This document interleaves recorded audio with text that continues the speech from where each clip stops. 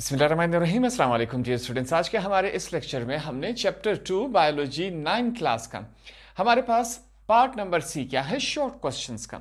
अब पूरा चैप्टर समझने के बाद, पढ़ने के बाद हमारे पास शॉर्ट क्वेश्चंस आए हैं। यहाँ पर हम समझेंगे कि हमारे पास कौन सा शॉर्ट क्वेश्चन है, उसको हम आसान तरीके से समझेंगे। पहला हमारे पास क्या है, differentiate between ratio and proportion.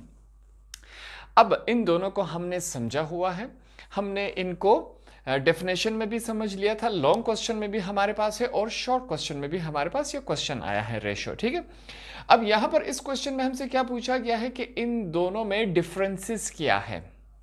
Ratio और प्रोपोर्शन में हमने डिफरेंसेस बताने हैं, तो यहां पर हम इस सवाल को इस पैटर्न में लिखेंगे। ठीक है, एक तरफ रेशियो, दूसरी तरफ प्रोपोर्शन, ताकि इन दोनों का डिफरेंस हमारे पास वाजे हो जाए। तो यहां पर हम सबसे पहले 1 करके लिखेंगे, ratio indicates the comparisons of relative values. जिस तरह हम इस क्वेश्चन में बार बार पढ़ते आ रहे हैं कि रेशियो क्या होता है, अगर हमने दो चीजों का मवाजना करवाना हो, कंपैरिजन करवाना हो, तो उसे हम क्या कहते हैं, रेशियो कहते हैं। अब यहां पर जो दो चीजों का हम कंपैरिजन करवाएंगे, इस पर एक शर्त लगी है, एक कंडीशन है। वो कंडीशन क्या है, जब आप दो चीजों का मवाजना करवाएंगे तो वो दोनों चीजें क्या होनी चाहिए, रिलेटिव होनी चाहिए, एक जैसी होनी चाहिए। जिस तरह बार बार मैं एग्जांपल दे रहा हूं, अगर हम मार्कर की एग्जांपल ले ले, इस मार्कर को और दूसरा मार्कर का अगर हम कंपैरिजन करवाएं, मार्कर का और पेन का कंपैरिजन करवाएं, मार्कर का और बॉल पेन का कंपैरिजन करवाएं, मार्कर का इंक पेन के साथ में कंपैरिजन करवाए, तो ये तमाम ठीक है, क्या है, रिलेटिव्स है। Marker, pencil, pen, ball point, ink pen, ये तमाम एक ही कैटेगरी में आते हैं। अगर मैं मार्कर का डस्टर के साथ कंपैरिजन करवाऊं, अगर मैं मार्कर का कार के साथ कंपैरिजन करवाऊं, तो ये बिल्कुल गलत है, मैं कंपैरिजन नहीं करवा सकता। क्यों? क्योंकि ये रिलेटिव नहीं है। अब आपके माइंड में ये बात बन गई कि हम रेशियो में दो चीजों का मवाजना करवाते हैं, मगर वो दोनों चीजें क्या होनी चाहिए, एक ही जैसी होनी चाहिए, रिलेटिव होनी चाहिए। यहां तक बात क्लियर हो गई। अब प्रोपोर्शन में आते हैं। प्रोपोर्शन हमारे पास क्या कहता है, proportion is the relation between equal ratio. Proportion में हमने क्या कहा कि प्रोपोर्शन में क्या होता है, दो रेशियो का हम रिलेशन बयान करते हैं।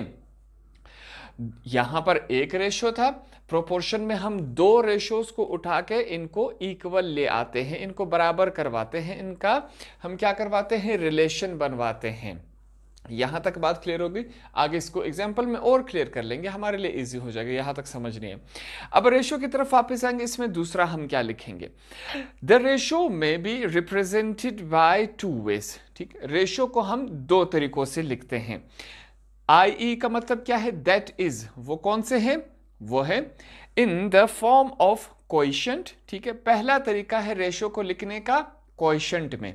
अब कोएफिशिएंट किसे कहते हैं, यहां पर हमने नंबर्स इस वजह से नहीं डाले ताकि आप उसी नंबर को रेशियो समझना स्टार्ट कर दे। ठीक है, तो उस वजह से हमने यहां पर अल्फाबेट्स लिखे। अगर अपॉन की शक्ल में लिखा जाए तो इसे क्या कहते हैं, कोएफिशिएंट कहते हैं। पहली बात, रेशियो को हम, पहला तरीका उसका लिखने का क्या है, इस तरह कोएफिशिएंट में अपॉन की फॉर्म में, डिवाइड की फॉर्म में, डिवीजन की फॉर्म में लिखते हैं, यह बात होगी। और दूसरा तरीका कौन सा है, बाय पुटिंग कॉलन मार्क। दूसरा तरीका इसका यह है कि यहां पर हम क्या करें, कॉलन मार्क लगा ले। कॉलन मार्क किसे कहते हैं, ये जो दो डॉटेड है इनको हम क्या कहते हैं, कॉलन मार्क। कॉलन नाम दिया गया है, मार्क मतलब क्या है, निशान। बिटवीन द नंबर्स, दो वैल्यूज के बीच में अगर हम कॉलन मार्क लगा दे तो इस तरीके से हम इसको लिख सकते हैं। ये तरीका और ये तरीका दोनों क्या हुआ, रेशियो को लिखने का तरीका हुआ। सेम इसी तरह प्रोपोर्शन की तरफ जाएंगे कि प्रोपोर्शन में हमने किस तरह इसको लिख लेना है।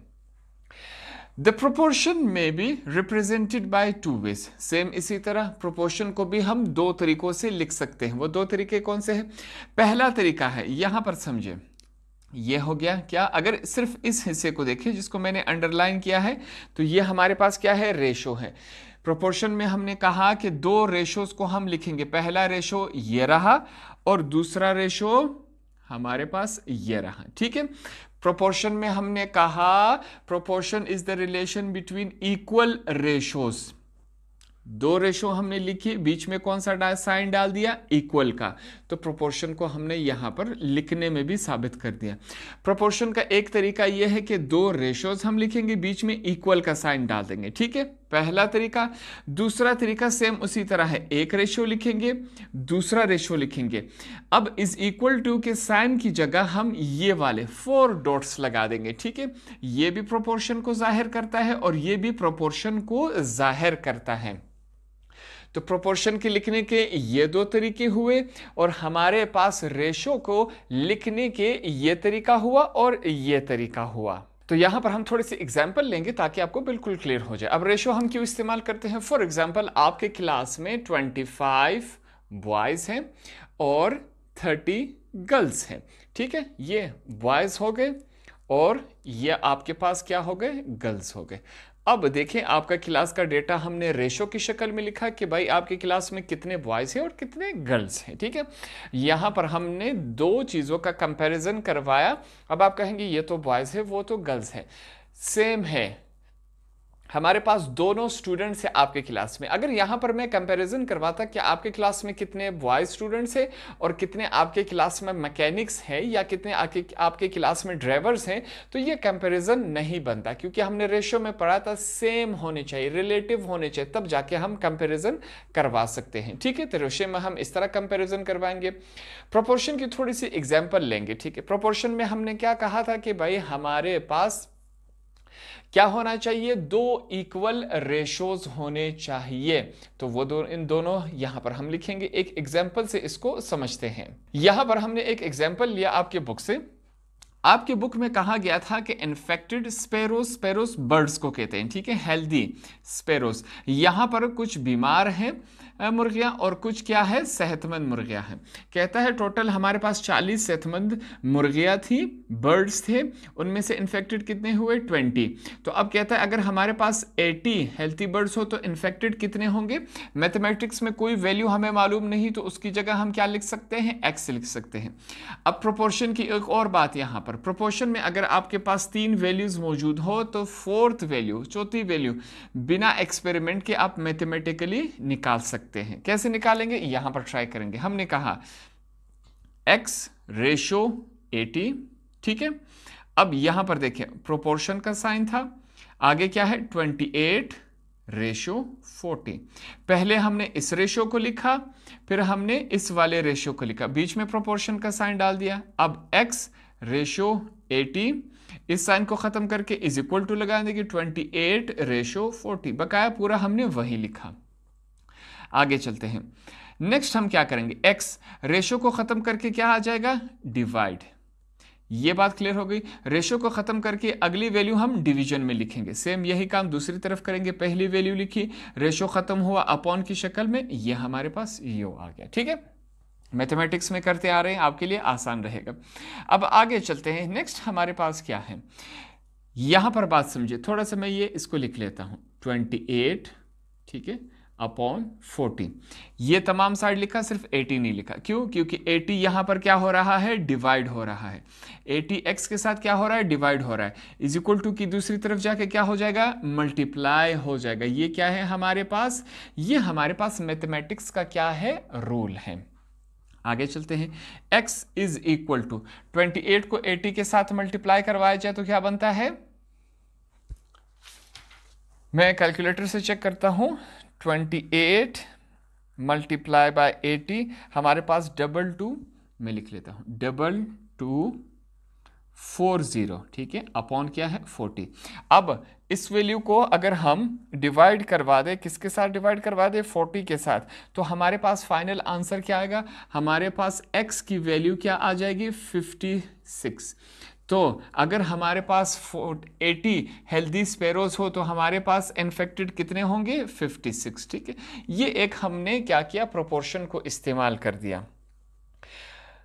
इससे पहले मैंने आपको एक बात बताई थी कि ये जो दो रेशोज होंगी वो इक्वल होनी चाहिए। अब आप इन वैल्यूज को देखेंगे, आप बोलेंगे ये तो बिल्कुल इक्वल नहीं है। कैसे इक्वल नहीं है, मैं आपको समझाता हूं।